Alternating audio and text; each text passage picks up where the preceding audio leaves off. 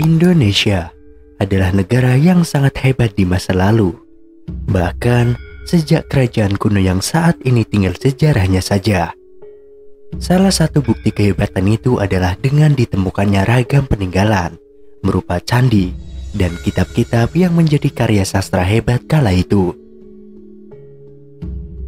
Karya sastra ini ada karena peradaban saat itu sangatlah besar. Budaya baca tulis menjadi sesuatu yang penting, hingga karya sastra tak ubahnya harta berharga. Saat ini, sastra di Indonesia bisa terbilang mulai merangkak, kadang mati suri mendadak.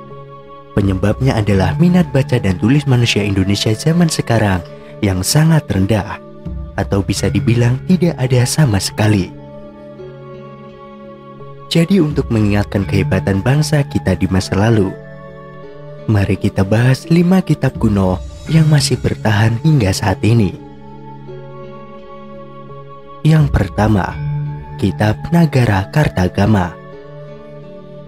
Nagara Kartagama memiliki arti negara dengan tradisi agama yang suci. Kitab ini pertama kali ditemukan pada tahun 1894 di Istana Raja Lombok.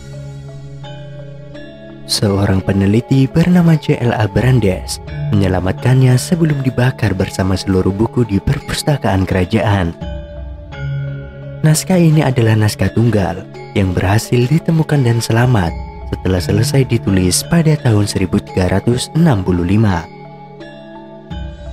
Kitab ini ditulis oleh Empu Prapanca yang merupakan nama samaran dari Dang Arjaya Nadendra, seorang bekas pembesar agama Buddha di kerajaan Majapahit saat Prabu Hayam Wuruk berkuasa. Kitab yang merupakan syair kuno Jawa atau kakawin ini menceritakan kejayaan kerajaan Majapahit pada saat itu.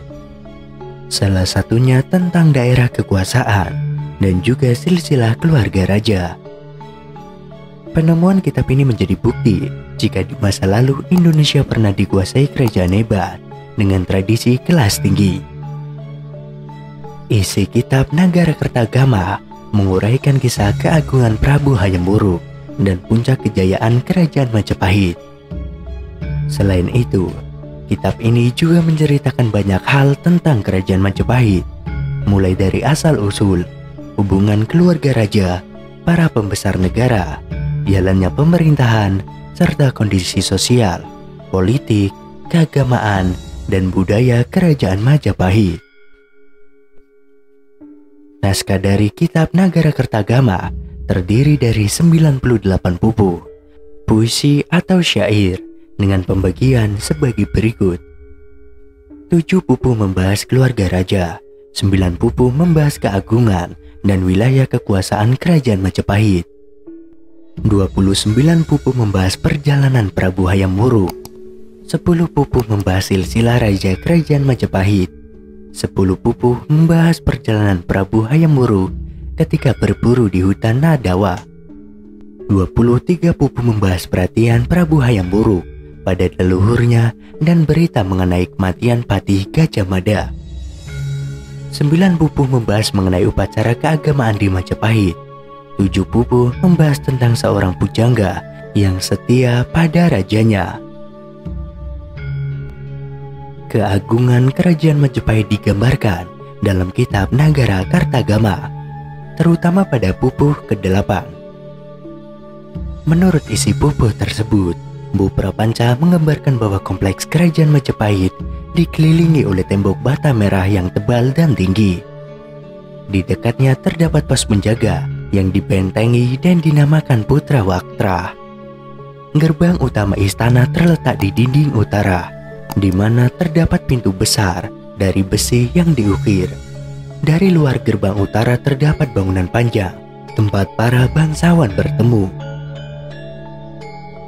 Dalam pupuh 13-14, Empu Prapanca menyebutkan beberapa wilayah di perbatasan Indonesia saat ini menjadi wilayah kekuasaan kerajaan Majapahit, seperti diantaranya mencakup Sumatera, Semenanjung Malaya, Kalimantan, Sulawesi, Kepulauan Nusa Tenggara, Papua, Singapura, dan beberapa kepulauan Filipina.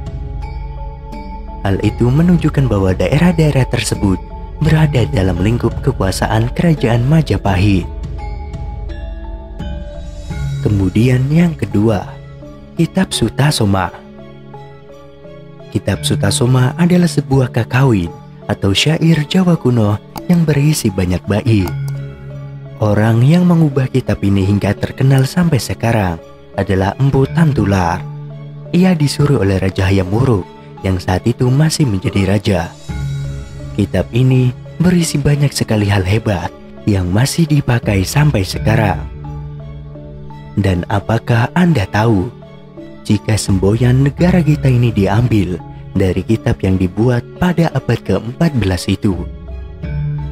Bhinneka Tunggal Ika, yang berarti berbeda-beda tetapi tetap satu jua, adalah petikan bait dari kitab ini. Karya sastra ini juga berisi banyak sekali pembelajaran yang berharga. Salah satunya adalah mengajarkan toleransi beragama, sesuatu yang saat ini sudah mulai luntur. Jika kitab ini masih diajarkan sampai sekarang, mungkin Indonesia akan jadi negara yang damai, tidak ada perpecahan seperti yang sekarang terjadi. Kemudian yang nomor 3, Kitab Arjuna Wiwaha. Arjuna Wiwaha adalah sebuah karya sastra kuno yang dibuat dan digubah pertama kali pada abad ke-11 Masehi. Seorang empu bernama Kanwa menulisnya saat masa pemerintahan Prabu Airlangga yang masih menguasai Jawa Timur sekitar tahun 1019 sampai dengan 1042. Sastra ini menjadi pusaka berharga karena menjadi bukti peradaban manusia zaman dulu yang ternyata sudah maju, bahkan mengenal baca tulis meski hanya kalangan tertentu saja. Kitab yang berupa kakawin ini berisi syair mengenai perjuangan Arjuna, sebuah tokoh pewayangan yang sangat hebat. Dikisahkan Arjuna sedang bertapa di Gunung Mahameru. Dewa mengujinya dengan mengirim 7 bidadari yang sangat cantik. Bidadari itu disuruh menggodanya, namun Arjuna lulus godaan. Akhirnya Arjuna disuruh melawan raksasa yang mengamuk di kayangan. Karena berhasil, ia boleh mengawini 7 bidadari yang menggodanya tadi. Yang nomor 4, Serat Centini. Serat Centini, atau dengan nama lain Suluk Tembang Raras, adalah sebuah karya sastra terbesar dalam kesusastraan Jawa Baru. Di dalam kitab ini banyak sekali tersimpan tradisi, ilmu pengetahuan, dan banyak hal yang saat itu dikhawatirkan akan punah. Adalah Pakubuwono kelima yang memiliki ide menghimpun segala budaya dan tradisi dari Jawa ini menjadi sebuah serat yang berisi tetembangan.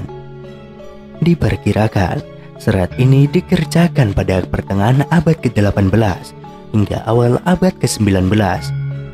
Pakubuwono kelima dibantu 3 orang pujangga istana merangkum semua hal agar tidak punah.